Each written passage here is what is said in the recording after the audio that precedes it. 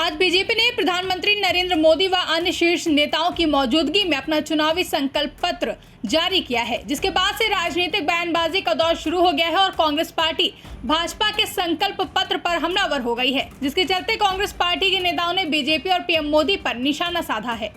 अपने कार्यकाल में उन्होंने ऐसा कोई बड़ा काम नहीं किया जो सारे देश के जनता को, युवाओं को, किसानों को उससे लाभ हो। भाजपा को एक माफी पत्र और शर्मिंदा पत्र जारी करना चाहिए। जिस आदमी की खुद गारंटी नहीं, उसकी गारंटी का क्या मतलब?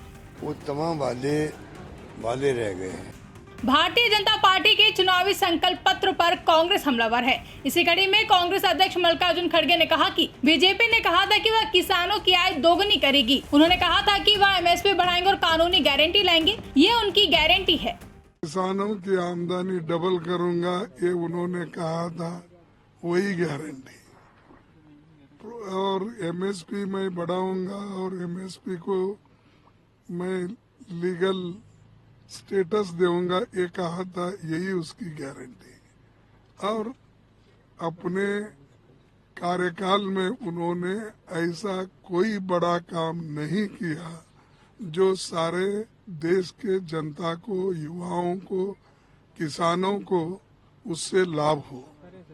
अब युवा तो नौकरी के लिए तड़प रहे हैं, रास्ते पे आए हैं और इन्फ्लेशन इतना बड़ा है,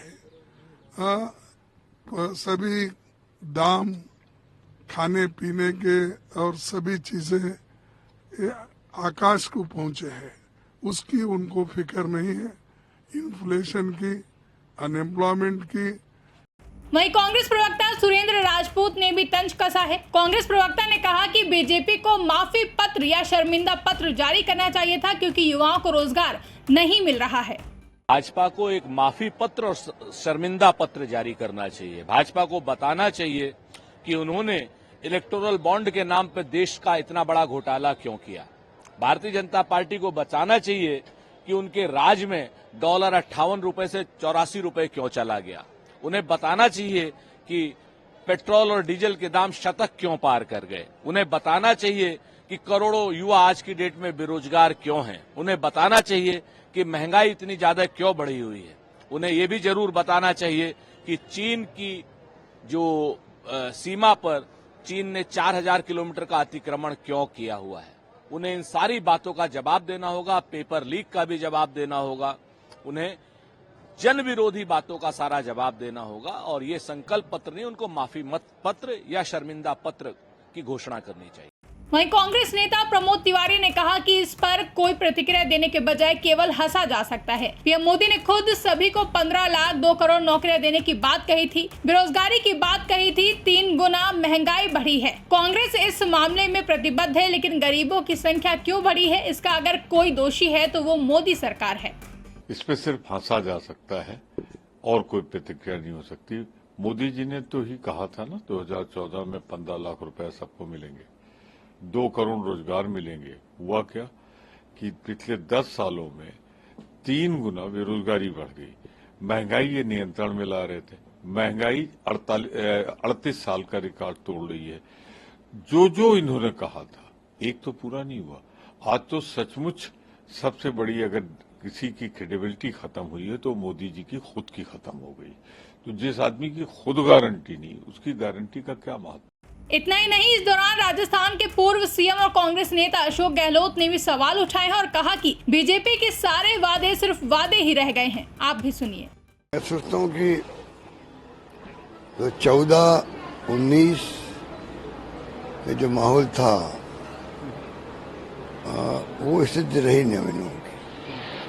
अब जो वादे करते करते निभाए नहीं, काला धन लेके आएंगे, 15 लाख रुपए खाते में डाल देंगे, किसानों की आमदनी दुगनी कर देंगे, लोकपाल लेके आएंगे, क्या क्या नहीं कहा गया।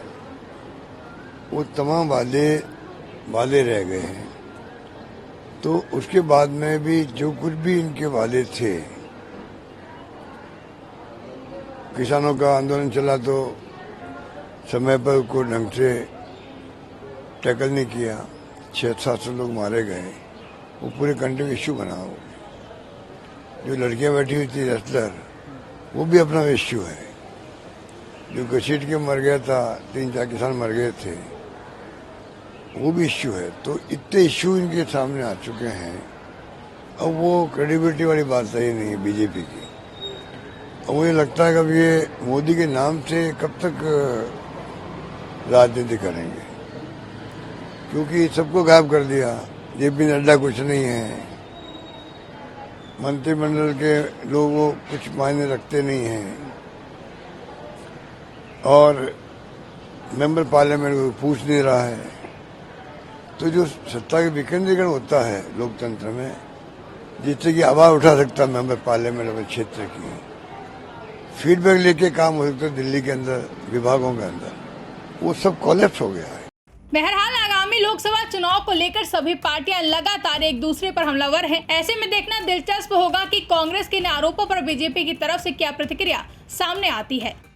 ब्यूरो रिपोर्ट, इंडिया पब्लिक खबर। फिलहाल के लिए इस खबरों में बस इतना ही। देश और दुनिया की ऐसी ही तमाम बड़ी खबरों के लिए हमारे YouTube चैनल को सब्सक्राइब करें और बने रहें इंडिया पब्लिक खबर के साथ।